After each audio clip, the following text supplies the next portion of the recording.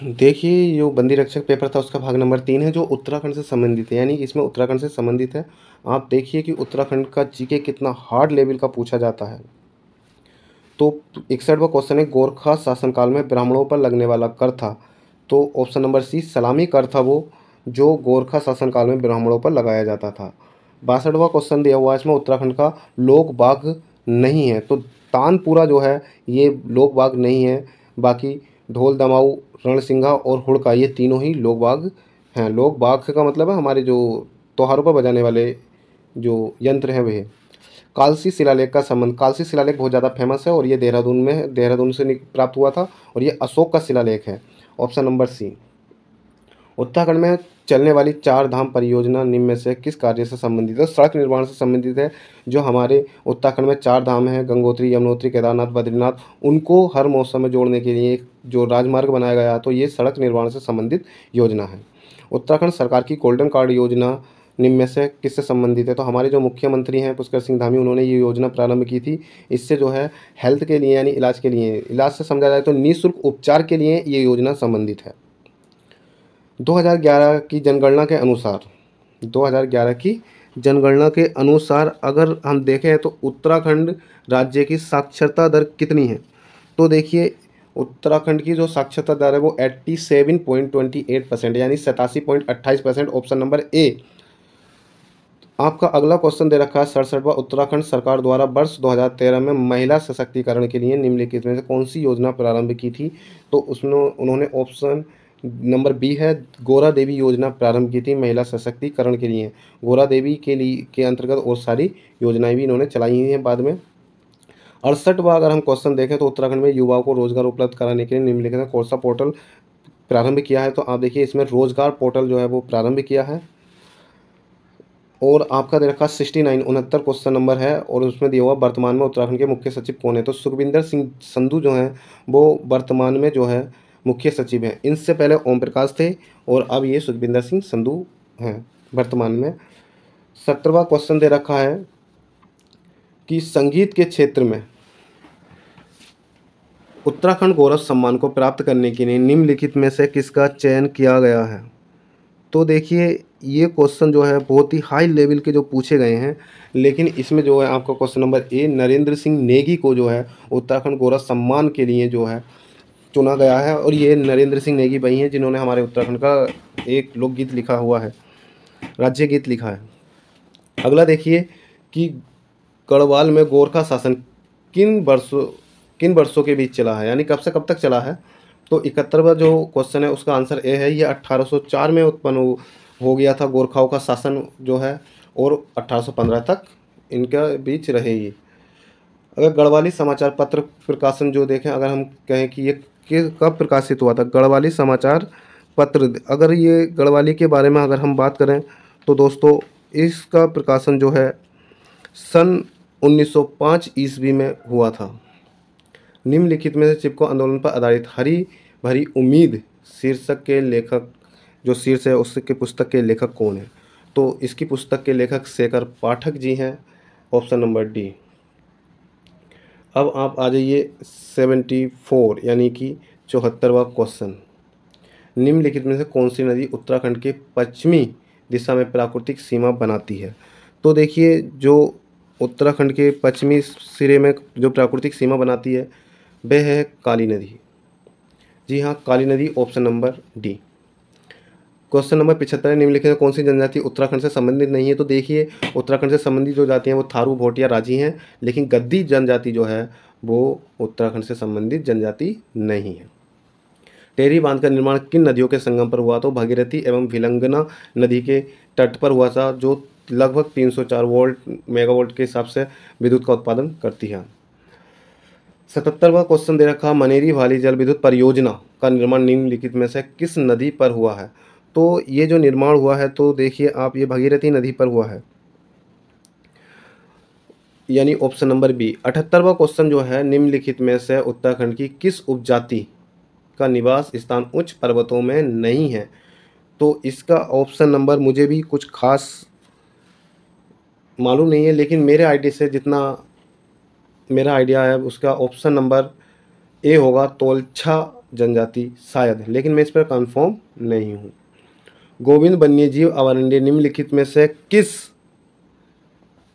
जनपद में स्थित है? तो यह उत्तरकाशी जनपद में स्थित है। निम्नलिखित में कौन सा युग्म सुमेलित नहीं है? तो देखिए इसमें जो है डी ट्रेल जो बागेश्वर में, ये वाला सम्मिलित नहीं है। क्वेश्चन नंबर 81 जो दिया हुआ है, आप देखिए उसमें निम्नलिखित में से कौन सा भ्रंश लघु हिमालय और महान हिमालय को अलग करता है? तो इसमें MBC जो MBT जो होती है वो लाइन इसको अलग करती है। MBT का अर्थ है मुख्य सीमांत भ्रंश, जो ये है उसको वहाँ से अलग करती है, यानी कि मेन बाउंड्री ट्रस्ट या फॉल्ट भी बोलते हैं। तो इसको हम बोल सकते हैं MBF या MBT जो है मुख्य सीमांत भ्रंश। निम्नलिखित जनपदों में से कोटादून निम्नलिखित में से कहाँ स्थित है? तो देखिए ये देहरादून में स्थित है, देहरादून से कुछ मीटर पर स्थित कोटादून है। 83 जो क्वेश्चन है उसका आंसर देखिए, उत्तराखंड में के कौन से जनपद का मुख्य क्षेत्र तराई क्षेत्र में स्थित है? तो ये तो सभी जानते हैं कि उधम सिंह नगर जो है वो तराई क्षेत्र में स्थित है। 84वां क्वेश्चन नंबर है और उसमें दिया हुआ है कि 2011 की जनगणना के अनुसार उत्तराखंड में जनघनत्व, तो देखिए 179 व्यक्ति प्रति वर्ग किलोमीटर था, यानी कि ऑप्शन नंबर ए। 85 दिया हुआ है, सितंबर 2023 में उत्तराखंड के बागेश्वर उपचुनाव में निम्न में से कौन सा उम्मीदवार विजय हुआ था? तो देखिए जो इसमें विजय हुआ था वो पार्वती दास हुए थे, जो बसंत कुमार को हराया था इन्होंने उसमें, और काफ़ी तगड़ी जीत इन्होंने हासिल की थी। ये बीजेपी के कैंडिडेट रही हैं, पार्वती दास हैं, ये बीजेपी की कैंडिडेट रही थी। और 86 जो है, उत्तराखंड से लोक सेवा में कितनी संख्या में सदस्य निर्वाचित होते हैं? तो ये तो आपको मालूम ही होगा, 5 सदस्य निर्वाचित होते हैं। श्यामला ताल उत्तराखंड के किस जिले में स्थित है? तो श्यामला ताल जो है वो टनकपुर के पास में स्थित है, टनकपुर चंपावत में पड़ता है, यानी कि ये चंपावत में स्थित है। अगला दिया हुआ, औरंगजेब ने सुलेमान सिकेहू को प्राप्त करने के लिए पृथ्वी पत शाह के दरबार में किसको भेजा था? बहुत ही खतरनाक क्वेश्चन है, बहुत डीपली है, तो उसमें इन्होंने राम सिंह को भेजा था। इसकी सर्च मैंने बहुत मुश्किल से कर पाया था। अगला क्वेश्चन है 89, निम्नलिखित में कौन गढ़वाल के व्यापम भूमि बंदोबस्त के उत्तरदायी है? यानी कि निम्नलिखित में से कौन जो है, जो व्यापम भूमि बंदोबस्त है, ये एक प्रथा होती थी अंग्रेज़ों के समय में, उसमें जो है ये दिया हुआ है कि कौन उसके उत्तरदायी हैं। तो देखिए इसमें जो आपका आंसर होगा वो है बैंकेट, यानी ऑप्शन नंबर सी। बैंकेट जो है वो व्यापक भूमि बंदोबस्त के लिए उत्तरदायी थे। उत्तरकाशी का ऐतिहासिक नाम बाड़ाहाट है, ये सभी को मालूम होगा। निम्नलिखित में से किस स्थान को प्राचीन शास्त्रों में मायापुरी हरिद्वार को कहा जाता है? अब आप देखिए कि अगला क्वेश्चन जो है वो दिया हुआ है और बहुत ही डीपली इसमें पूछा गए हैं क्वेश्चन। निम्नलिखित परमार शासकों में से किस के पास महान सेनानायक मधो सिंह भंडारी था? तो महीपत शाह के पास मधो सिंह भंडारी था। 93 किस परमार शासक की संरक्षक के रूप में गढ़वाल की नागकटी रानी शासन कर रही थी? तो पृथ्वीपत शाह के संरक्षण में जो है ये शासन कर रही थी। सिख गुरु राम राय को देहरादून में जमीन किस गढ़वाल शासक ने प्रदान की थी? तो इसमें आप अगर देखें तो फतेहपति शाह ने जो है उनको ये ज़मीन दी थी। फतेहपति शाह ने जो है उनको ज़मीन दी थी और इन्हीं के डेरे उन्होंने वहाँ जमाया था, तो इसका नाम से ही उनका नाम देहरादून, और बाद में उसको देहरादून के नाम से जानने लगे थे।